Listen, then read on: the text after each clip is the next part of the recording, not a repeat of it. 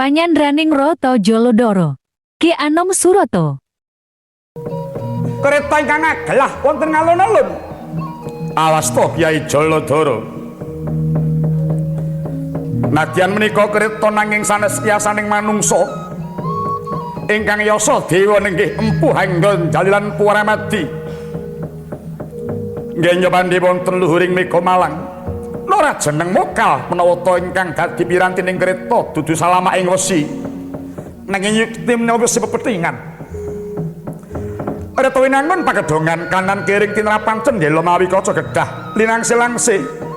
Awani sutra maneka warna. Marmolan mulunta tinarlu maksana. Bantaring ngarata katiyut ing maruta rimyak kaya kangawi-awi marang kang padha keri.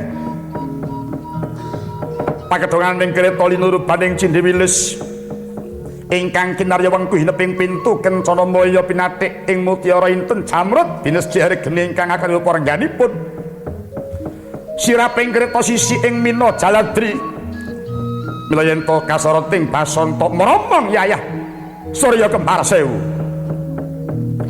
pancatan wesi mangambal paku janur wesi pulo serani inden wesi balitung wengkuning roda wesi mangangkang rodaning kereta kayu cendana karo rasa mala dasar kayune tuwa madet serate cetha dorenge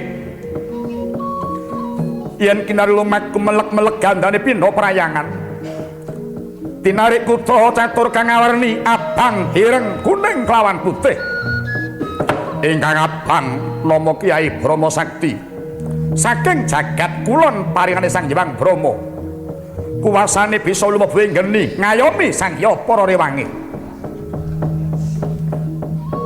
ingkang ireng nama Kyai Jantaka saking jagat kidul paringane Sang Hyang Bayu kuwasane saged ambles bumi ngayomi Sang Hyang para rewangi ingkang kuning nama Kyai Sugriwa saking jagat wetan paringane Hyang Basukiyono